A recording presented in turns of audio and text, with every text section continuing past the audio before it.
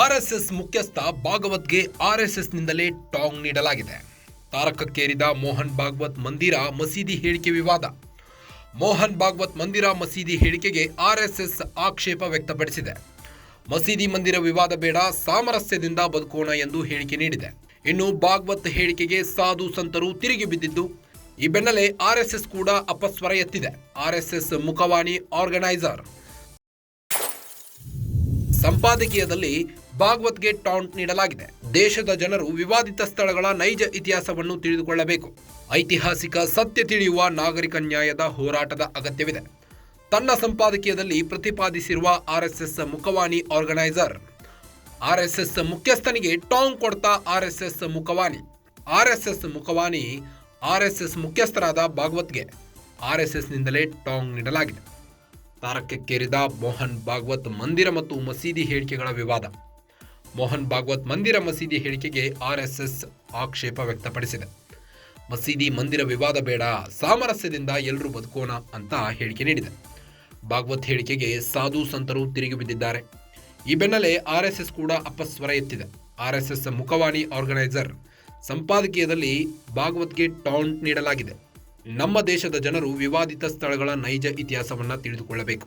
ಐತಿಹಾಸಿಕ ಸತ್ಯ ತಿಳಿಯುವ ನಾಗರಿಕ ನ್ಯಾಯದ ಹೋರಾಟದ ಅಗತ್ಯವಿದೆ. ತನ್ನ ಸಂಪಾದಕೀಯದಲ್ಲಿ ಆರ್ಎಸ್ಎಸ್ ಮುಖವಾಣಿ ಆರ್ಗನೈಸರ್ ಪ್ರತಿಪಾದಿಸಿದ್ದಾರೆ. ಆರ್ಎಸ್ಎಸ್ ಮುಖ್ಯಸ್ಥನಿಗೆ ಟಾಂಗ್ ಕೊಡ್ತಾ ಹಾಗಾದ್ರೆ ಆರ್ಎಸ್ಎಸ್ ಮುಖವಾಣಿ ಮೋಹನ್ ಭಾಗವತ್ಗೆ ಮಂದಿರ ಮಸೀದಿ ಹೇಳಿಕೆಗೆ ಆರ್ಎಸ್ಎಸ್ ಬೇಡ ಅಂತ ಆಕ್ಷೇಪ ವ್ಯಕ್ತಪಡಿಸಿದೆ. ಮಸೀದಿ ಮಂದಿರ ವಿವಾದ ಬೇಡ, ಸಾಮರಸ್ಯದಿಂದ ಬದುಕೋಣ ಅಂತ ಹೇಳಿಕೆ ನೀಡಿದೆ. ಭಾಗವತ್ ಹೇಳಿಕೆಗೆ ಸಾಧು ಸಂತರು ತಿರುಗಿ ಬಿದ್ದಿದ್ದು, ಈ ಬೆನ್ನಲ್ಲೇ ಆರ್ಎಸ್ಎಸ್ ಕೂಡ ಎಚ್ಚೆತ್ತುಕೊಂಡಿದೆ. ಹೀಗಾಗಿ ಆರ್ಎಸ್ಎಸ್ನಲ್ಲಿ ಅಪಸ್ವರ ಎದ್ದಿದೆ. ಆರ್ಎಸ್ಎಸ್ ಮುಖವಾಣಿ ಆರ್ಗನೈಸರ್ ಸಂಪಾದಕೀಯದಲ್ಲಿ ಮೋಹನ್ ಭಾಗವತ್ಗೆ ಟಾಂಟ್ ನೀಡಿದೆ. ಇನ್ನು ದೇಶದ ಜನರು ವಿವಾದಿತ ಸ್ಥಳಗಳ ನೈಜ ಇತಿಹಾಸವನ್ನ ತಿಳಿದುಕೊಳ್ಳಬೇಕು. ಐತಿಹಾಸಿಕ ಸತ್ಯ ತಿಳಿಯುವ ನಾಗರಿಕ ನ್ಯಾಯದ ಹೋರಾಟದ ಅಗತ್ಯವಿದೆ. ತನ್ನ ಸಂಪಾದಕೀಯದಲ್ಲಿ ಪ್ರತಿಪಾದಿಸಿರುವ ಆರ್ಎಸ್ಎಸ್ ಮುಖವಾಣಿ ಆರ್ಗನೈಸರ್ ಆರ್ಎಸ್ಎಸ್ ಮುಖ್ಯಸ್ಥನಿಗೆ ಟಾಂಗ್ ಕೊಡ್ತಾ ಆರ್ಎಸ್ಎಸ್ ಮುಖವಾಣಿ ಭಾಗವತ್ಗೆ ಎಚ್ಚರಿಕೆ ನೀಡಿದೆ. ಮಸೀದಿ ಮಂದಿರ ವಿವಾದ ಬೇಡ ಅಂತ. ಮೋಹನ್ ಭಾಗವತ್ ಅವರ ಮಂದಿರ ಮಸೀದಿ ಹೇಳಿಕೆಗೆ ಆರ್ಎಸ್ಎಸ್ ಆಕ್ಷೇಪ ವ್ಯಕ್ತಪಡಿಸಿದೆ.